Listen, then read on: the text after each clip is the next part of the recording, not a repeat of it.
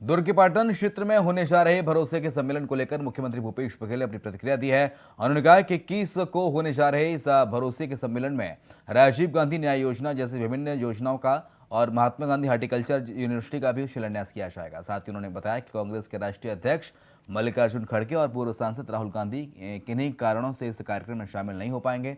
वहीं सीएम बघेल ने पूर्व मंत्री अजय चंद्राकर के ट्वीट को CGPCL का रिजल्ट एक खगोलीय घटना है पर सीएम भूपेश बघेल ने पलटवार किया। उन्होंने कहा कि अजय चंद्राकर जी फ्रस्ट्रेशन में हैं, उन्हें पार्टी कोई जिम्मेदारी नहीं दे पा रही, जिस वजह से वो फ्रस्ट्रेट हैं।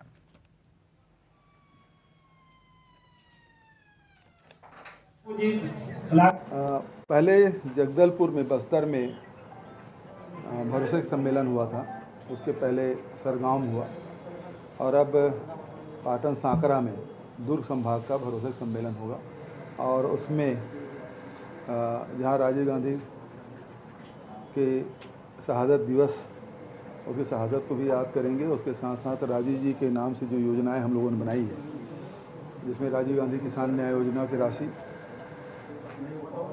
राजीव गांधी भूमि श्रमिक न्याय योजना की राशि और राजीव युवा मितान क्लब की राशि, गोधन न्याय योजना की राशि, भूमि श्रमिकों और ये राशि सब उस दिन वितरित भी किया जाएगा। और उसके साथ एक और बड़ा लक्ष्य जो हम लोगों का था, महात्मा गांधी हॉर्टिकल्चर यूनिवर्सिटी, उसका भी शिलान्यास उस दिन किया जाएगा। तो ये उस दिन 21 तारीख की तैयारी हमारी चल रही है, क्योंकि मेरे क्षेत्र में हो रहा है और इसलिए आज पाटन में जाके थोड़ा सा चर्चा भी करूँगा साथियों से। छत्तीसगढ़ के मुख्यमंत्री भूपेश बघेल ने पूर्व सीएम रमन सिंह पर हमला बोलते हुए कहा है कि डॉक्टर रमन सिंह ने क्या विधायक भत्ता लेना बंद कर दिया है? क्या गरीब घर के बच्चे डॉक्टर इंजीनियर नहीं बन सकते? गरीबों के बच्चों का मजाक उड़ाकर डॉक्टर रमन सिंह प्रतिभाओं का अपमान कर रहे हैं। क्या कुछ कहा भूपेश बघेल ने, सुनाते हैं आपको। वो करीब 3.5 लाख हो गया है और उसमें 48% महिलाएं हैं और उसमें और उसी रेशियो में जो गरीबी रेखा के नीचे जीवन यापन करने वाले लोग हैं, तो निश्चित रूप से गोबर बेच के आय वृद्धि हुई है। आज मैं ट्वीट देख रहा था रमन सिंह का कि MTech MBBS वाले भी बेरोजगारी भत्ता ले रहे हैं और उसको बड़े अपमानित ढंग से उन्होंने कहा है। तो रमन सिंह 15 साल तो लूटे हैं, लेकिन यह क्या विधायक के वेतन भत्ता लेना बंद कर दिए हैं क्या? वो तो दुनिया भर के पैसा इकट्ठा करके रख ले हैं अपने नाम से, अपने बेटे के नाम से, सबके नाम से, उसके बाद लेना बंद किए हैं। और बेरोजगार रमन सिंह अभी भी हवा में हैं। गरीब घर के बच्चे डॉक्टर इंजीनियर नहीं बन सकते। ऐसे परिवार के लोग नहीं हैं जो लोन लेके पढ़ाई किए हैं, बहुत सारे लोग हैं।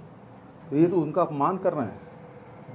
गरीब के बच्चा इंजीनियर नहीं बन सकता, गरीब का बच्चा डॉक्टर नहीं बन सकता, गरीब का बच्चा MBA नहीं कर सकता। ये उस मानसिकता के लोग हैं, इसी हिसाब से वो ट्वीट कर रहे हैं। सर, रेसलिंग फेडरेशन वाले अभी भी जंतर मंतर में प्रोटेस्ट उन लोग का जारी है सर, और कांग्रेस ने बोला है कि अभी तक PM को अब तो बोलना चाहिए, कब तक अपने सांसद को सेव करेंगे। सही बात है, जब पास्को एक्ट लग गया है तो आदमी बाहर कैसे घूम रहा है? तो भारतीय जनता पार्टी के नेताओं के लिए कानून अलग है और देश की जनता के लिए कानून अलग है। अब बेमेतरिया के बिना तो कंप्लीट होगा नहीं, थोड़ा आ जाए। उधर सीएम भूपेश बघेल ने बीजेपी पर जोरदार हमला बोला है। सीएम ने कहा है कि बीजेपी में जबरदस्ती कबड्डी चल रही है। हर दिन नया प्रभारी नियुक्त होता है, लेकिन फिर भी कोई हल नहीं निकल पा रहे हैं। कोई एक दूसरे को नेता मानने को तैयार नहीं है। भाजपा वाले गौठान जाना चाह रहे हैं। सुनिए क्या कुछ कहा। वो करीब 3.5 लाख हो गया है और उसमें 48% महिलाएं हैं और उसमें और उसी रेशियो में जो गरीबी रेखा के नीचे जीवन यापन करने वाले लोग हैं, तो निश्चित रूप से गोबर बेच के आय वृद्धि हुई है। आज मैं ट्वीट देख रहा था रमन सिंह का कि MTech MBBS वाले भी बेरोजगारी भत्ता ले रहे हैं और उसको बड़े अपमानित ढंग से उन्होंने कहा है। तो रमन सिंह 15 साल तो लूटे हैं, लेकिन यह क्या विधायक के वेतन भत्ता लेना बंद कर दिए हैं क्या? वो तो दुनिया भर के पैसा इकट्ठा करके रख ले हैं अपने नाम से, अपने बेटे के नाम से, सबके नाम से। उसके बाद लेना बंद किए। और बेरोजगार रमन सिंह अभी भी हवा में हैं। गरीब घर के बच्चे डॉक्टर इंजीनियर नहीं बन सकते। ऐसे परिवार के लोग नहीं हैं जो लोन लेके पढ़ाई किए हैं। बहुत सारे लोग हैं। तो ये तो उनका अपमान कर रहे हैं। गरीब के बच्चा इंजीनियर नहीं बन सकता, गरीब का बच्चा डॉक्टर नहीं बन सकता, गरीब का बच्चा MBA नहीं कर सकता। ये उस मानसिकता के लोग हैं। इसी हिसाब से वो ट्वीट कर रहे हैं। सर, रेसलिंग फेडरेशन वाले अभी भी जंतर मंतर में प्रोटेस्ट उन लोग का जारी है सर, और कांग्रेस ने बोला है कि अभी तक PM को अब तो बोलना चाहिए, कब तक अपने सांसद को सेव करेंगे। सही बात है, जब पास्को एक्ट लग गया है तो आदमी बाहर कैसे घूम रहा है। तो भारतीय जनता पार्टी के नेताओं के लिए कानून अलग है और देश की जनता के लिए कानून अलग है। अब बेमेतरिया के बिना तो कंप्लीट होगा नहीं। थोड़ा आ जाने दो। पहले जगदलपुर में, बस्तर में भरोसे सम्मेलन हुआ था। उसके पहले सरगांव में हुआ और अब पाटन सांकरा में दुर्ग संभाग का भरोसे सम्मेलन होगा। और उसमें जहां राजीव गांधी के शहादत दिवस, उसकी शहादत को भी याद करेंगे। उसके साथ साथ राजीव जी के नाम से जो योजनाएं हम लोगों ने बनाई है, जिसमें राजीव गांधी किसान न्याय योजना की राशि, राजीव गांधी भूमि श्रमिक न्याय योजना की राशि और राजीव युवा मितान क्लब की राशि, गोधन न्याय योजना की राशि, भूमि श्रमिकों के, और ये राशि सब उस दिन वितरित भी किया जाएगा। और उसके साथ एक और बड़ा लक्ष्य जो हम लोगों का था, महात्मा गांधी हार्टिकल्चर यूनिवर्सिटी, उसका भी शिलान्यास उस दिन किया जाएगा। तो ये उस दिन 21 तारीख की तैयारी हमारी चल रही है, क्योंकि मेरे क्षेत्र में हो रहा है और इसलिए आज पाटन में जाके थोड़ा सा चर्चा भी करूंगा साथियों से। सीएम भूपेश बघेल ने बीजेपी पर हमला बोलते हुए कहा है कि भाजपा कह रही है कि वो केंद्र सरकार के लाभार्थियों के पास जाएगी। किन लाभार्थियों के पास? जो महंगा पेट्रोल, डीजल, गैस खरीद रहे हैं, जिनका शौचालय उपयोग में नहीं है, जो नोटबंदी और GST में बर्बाद हो गए, जो लॉकडाउन में टूट गए। सीएम भूपेश बघेल ने हमला बोला है, बीजेपी पर निशाना साधते हुए कहा है। क्या कुछ कहा, सुनाते हैं आपको। उन लाभार्थियों का जो महंगा पेट्रोल और डीजल खरीद रहे हैं, उन लाभार्थियों के पास जो महंगी रसोई गैस खरीद रहे हैं, उन लाभार्थियों के पास जिसका टॉयलेट तो बन गया है पेपर में लेकिन उपयोग नहीं हो रहा है, उन लाभार्थियों के पास जिसमें नोटबंदी के कारण से कितने लोगों के जीवन अस्त व्यस्त हुआ, प्रभावित हुआ, उसको सम्मान करेंगे।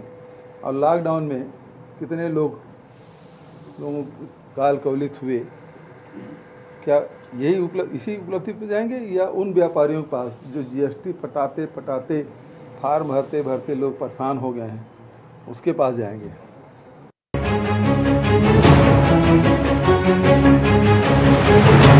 आरक्षण पर सुप्रीम कोर्ट की हरी झंडी मिलने के बाद प्रदेश में नई नियुक्तियों और प्रमोशन की बाढ़ सी आ गई है। छत्तीसगढ़ में अलग अलग विभागों में करीब 20,000 पदों की रिक्तियों पर प्रस्ताव जारी हो चुका है, जबकि 15,000 से ज्यादा पदों के लिए तो विज्ञापन भी निकल चुका है, जिसके लिए आवेदन भरे जा रहे हैं और संभावित परीक्षा की तारीख भी तय कर दी गई है। वहीं प्रमोशन की प्रक्रिया भी तेज हो गई है। नगरीय निकाय में भी राज्य सरकार पदोन्नति प्रक्रिया शुरू करने जा रही है।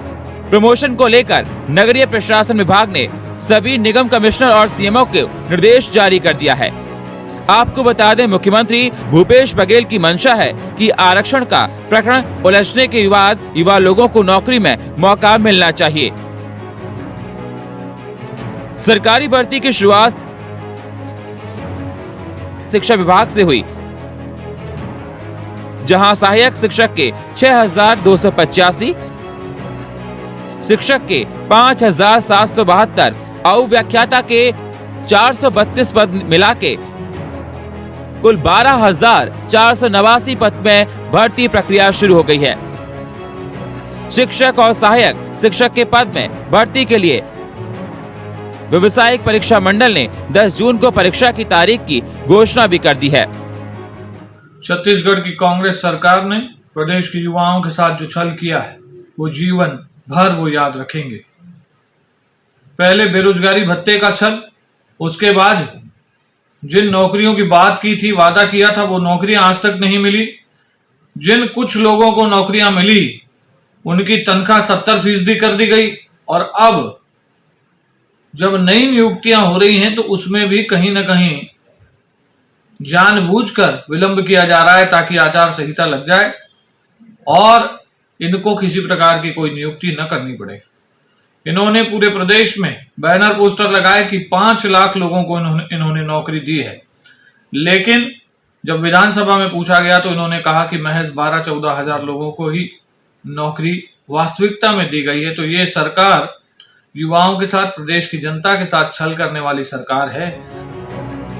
सरकारी नौकरी के इंतजार में बैठे युवाओं के लिए ये एक सुनहरा मौका है, क्योंकि आरक्षण को लेकर जो मामला चल रहा था उससे नौकरी के लिए प्रयास कर रहे युवाओं के चेहरे पर चिंता की लकीरें साफ देखी जा सकती थी। लेकिन अब आने वाले समय में भूपेश सरकार की भी कोशिश यही रहेगी कि चुनाव से पहले तमाम रिक्त पदों पर भर्ती की प्रक्रिया पूरी हो जाए।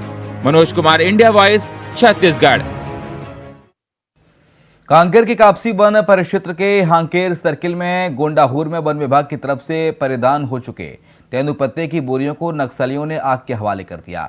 साथ ही मौके पर माओवादियों की तरफ से पर्चे भी फेंके गए। पर्चे में नक्सलियों ने तेंदूपत्ते के रेट को 600 रुपए करने की मांग की है और नहीं करने पर ठेकेदारों को मारकर भगाने की भी बात कही है। साथ ही पर्चे पर सीएम भूपेश बघेल को जन विरोधी बताते हुए मुर्दाबाद के नारे भी लगाए गए।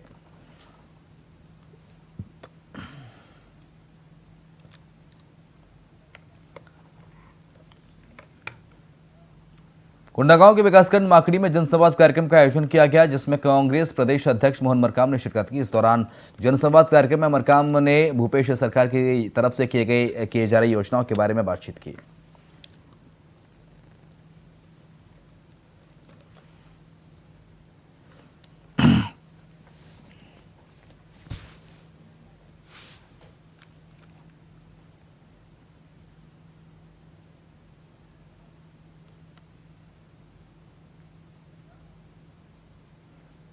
सरगुजा के बतौली विकासखंड में शासकीय जमीन को अपने नाम पर करने के मामले में कलेक्टर ने कार्रवाई की है। 130 एकड़ से अधिक भटके कालीपुर करदना के शासकीय जमीन को कुछ लोगों ने अपने नाम कर लिया था। इस मामले में खाद्य मंत्री के निजी सचिव भूपेंद्र यादव, कांग्रेस ब्लॉक अध्यक्ष प्रदीप गुप्ता, बीजेपी अमित गुप्ता समेत कई लोगों पर आरोप लगे थे, जिसकी शिकायत लोगों ने तहसीलदार से की। जिसकी जानकारी लगते ही डीएम ने एसडीएम से जांच करवाई और आरोपी साबित होने पर 25 लोगों के खिलाफ एफआईआर दर्ज की है। बतौली ब्लॉक के भटको गांव के ग्रामीण करीब 15-20 दिन पहले कलेक्टर कार्यालय में आए थे और उन्होंने शिकायत की थी कि बहुत सारी ऐसी शासकीय भूमि, गोचर की भूमि जो करीब 130 एकड़ के आसपास का था, वो शासकीय ज़मीन को है वो पटवारी और अन्य लोगों के माध्यम से उसको प्राइवेट लोगों को के नाम पे उसका नाम को कर दिया गया था और खसरा B1 में उनकी प्रविष्टि भी कर दी गई थी। इसको और इसमें बहुत जो व्यक्ति थे, बहुत नामचीन व्यक्तियों का नाम इसमें आ रहा था जो विभिन्न पार्टियों से जुड़े हुए हैं। उसमें फिर हम लोगों ने एक टीम बनाई, एक जिसमें जो एसडीएम की अध्यक्षता में बनाई थी और उसमें 4 आरआई थाना बतौली अंतर्गत अभी हाल ही में 3 एफआईआर अलग अलग तिथि को अंकित दर्ज की गई है, जिसमें ग्राम भटको के ग्रामीण हैं उन्होंने तहसील कार्यालय में एक शिकायत की थी कि कुछ गांव में जो है शासकीय भूमि जो है उसको फर्जी तरीके से नाम परिवर्तित करके उसमें कुछ लोगों के द्वारा अपना नाम चढ़ा लिया गया है। रायपुर के गुडियारी थाना स्थित डाका भवन में लाखों की चोरी का खुलासा हुआ है। मामले में पुलिस ने कार्रवाई करते हुए 3 लोगों को गिरफ्तार किया। दरअसल आरोपियों ने सोने चांदी के जेवरात समेत लाखों रुपए की चोरी की घटना को अंजाम दिया था। पुलिस की शिकायत पर कार्रवाई करते हुए आरोपियों को 2 दिन के भीतर धर दबोचा।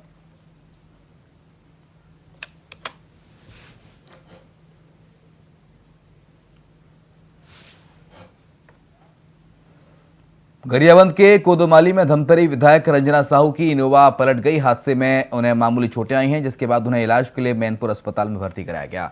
बता दें कि रंजना साहू विधायक डमरूघर पुजारी के बेटे की शादी में शिरकत करने जा रही थी। इस दौरान यह हादसा हुआ।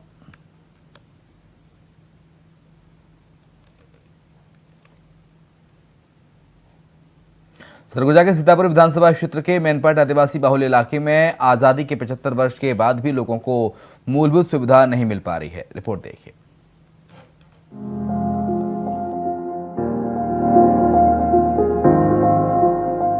आजादी को 75 साल हो गए हैं और छत्तीसगढ़ को राज्य बने करीब 23 साल होने वाले हैं। इस दौरान कांग्रेस और बीजेपी दोनों ने प्रदेश की सत्ता संभाली।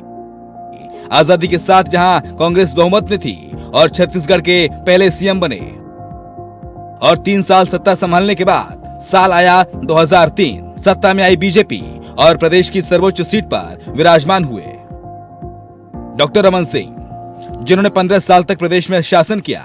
वक्त बदला और फिर सत्ता बदली। 2018 में चुनाव हुआ और पूर्ण बहुमत के साथ कांग्रेस ने जीत दर्ज की। सत्ता में काबिज हुए भूपेश बघेल और उनको भी 5 साल पूरे होने को हैं। इस दौरान प्रदेश में काफी कुछ बदला, लेकिन नहीं बदली तो छत्तीसगढ़ के सरगुजा विधानसभा के मैनपाट आदिवासी बाहुल्य इलाके की तकदीर। आजादी को 75 साल हो गए हैं और प्रदेश को भी 23 साल बने होने वाले हैं, लेकिन आज भी सरगुजा के लोग बुनियादी सुविधाओं के लिए तरस रहे हैं। बुदुपानी गांव में आज भी सड़क, पानी जैसी सुविधाएं नहीं पहुंच पाई हैं, जबकि केंद्र और प्रदेश दोनों ही सरकारों की तरफ से हर घर जल पहुंचाने की व्यवस्था की जा रही है। प्रधानमंत्री सड़क योजना के तहत हर गांव को, हर मोहल्ले में पक्की सड़कों का निर्माण कराया जा रहा है, लेकिन लगता है कि सरकार की योजनाएं इस गांव का रास्ता भूल गई हैं। बुदुपानी गांव में 50 से 60 घर हैं, जहां चुनाव के वक्त वोट के लिए नेता तो पहुंचते हैं, लेकिन चुनाव खत्म होते ही वो इन गांव का रास्ता अगले 5 साल के लिए भूल जाते हैं, जिस कारण लोग चंदा इकट्ठा कर आने जाने के लिए कच्ची सड़क का निर्माण खुद करते हैं। लेकिन बरसात के वक्त गांव से आवाजाही पूरी तरीके से कुछ वक्त के लिए ठप हो जाती है। अगर कोई बीमार पड़ गया तो गांव तक एम्बुलेंस नहीं पहुंच पाती, जिस कारण लोगों को भारी परेशानियों का सामना करना पड़ता है। वहीं पानी की सुविधा न होने के कारण लोग नाले का पानी पीने को मजबूर हैं। हमारा ग्राम पंचायत में पीने के लिए पानी नहीं है, हम लोग नाला का पानी पीते हैं। अभी यहाँ पर 2-3 पीढ़ी हो गया, फिर भी नाला का पानी पी करके हम लोग माने गुंजाइश चला रहे हैं। बरसात में तो बाढ़ आ जाता है, फिर पूरा पानी वो हो जाता है, गंदा हो जाता है, घोंघट हो जाता है, फिर भी हम लोग उर्छा का पानी तब पी करके दिन बिता रहे हैं। हमारे गड़ी झरिया में पानी का व्यवस्था नहीं है, और मतलब हम डोबरा कर पानी ला पीथन और नहाए कर घलू नहीं है, और जो रोड कर घलू समस्या है, पानी झरिया कर पानी ला पीथन। ये क्षेत्र प्रदेश के खाद्य मंत्री अमरजीत भगत के अंडर आता है। ग्रामीणों की माने तो उन्होंने अपनी समस्या को लेकर कई बार मंत्री जी को अवगत कराया, ज्ञापन सौंपा, लेकिन कोई कार्रवाई आज तक नहीं हुई। ये घाटी झरिया है और भुड़ू पानी का घाटी झरिया है। यहाँ पे हम लोग को बहुत समस्या है, ये पानी पीने का समस्या है और रोड का समस्या भी है। आप लोग तो देखे होंगे, उधर से आए तो बहुत मतलब कच्ची वाला मिट्टी है, जो बरसात में एकदम कीचड़ हो जाएगा, तो यहाँ से निकलना बहुत मुश्किल हो जाएगा हम ग्रामवासियों को। लगभग कितने घर हैं यहाँ? यहाँ 50 से 60 घर है। मंत्री जी को एक बार अवगत कराया? 3-4 बार अवगत कराए हैं, लेकिन कुछ हमें समाधान नहीं हो रहा है। सभी लोगों को कराए थे, पंचायत में भी 8-10 बार दिए हैं, फिर भी कुछ नहीं होता है।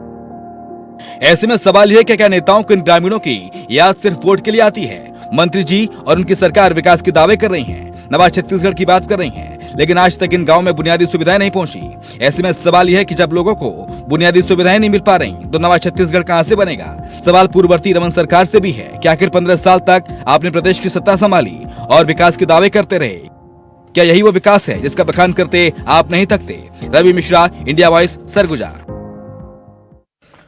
रायपुर के एक शख्स ने कोतवाली में वाहन चोरी की रिपोर्ट दर्ज कराई है। दरअसल पीड़ित की माने तो वो अपने परिवार के साथ 14 मई को बिलासपुर चला गया था। उसने अपने घर के बाहर अपनी स्कूटी खड़ी की थी, लेकिन 16 मई को जब वो वापस लौटा तो स्कूटी चोरी हो चुकी थी। पुलिस ने मामले में रिपोर्ट दर्ज कर आगे की कार्रवाई करते हुए एक आरोपी को धर दबोचा, जिससे पूछताछ में चोरी का खुलासा हुआ है।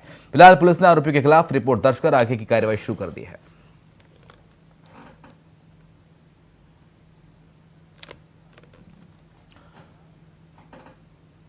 बेमित्रा में पुराना बस स्टैंड से कलेक्टर कार्यालय में बीजेपी युवा मोर्चा के कार्यकर्ता रोजगार कार्यालय का घेराव करने पहुंचे थे, जिन्हें पुलिस ने बीच रास्ते में रोक दिया। इस दौरान पुलिस और प्रदर्शनकारियों के बीच धक्का मुक्की की खबरें भी सामने आईं। भाजयुमों ने भूपेश सरकार के खिलाफ जमकर नारेबाजी की। प्रदर्शन के कारण मौके पर भारी पुलिस बल मौजूद रहा।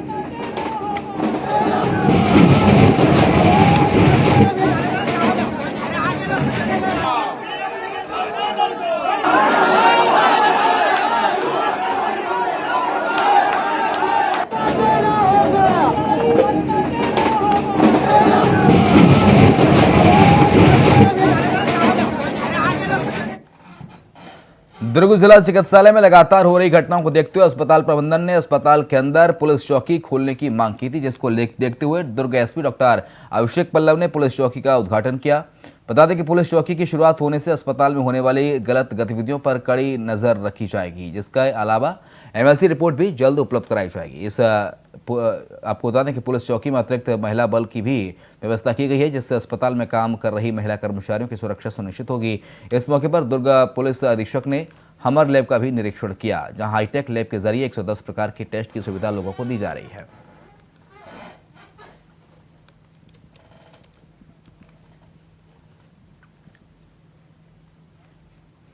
तो इसी के साथ छत्तीसगढ़ कौशल्य भूमि के इस खास बुलेटिन में इतना ही। खबरें लगातार जारी हैं, आप देखते रहिए इंडिया वॉइस।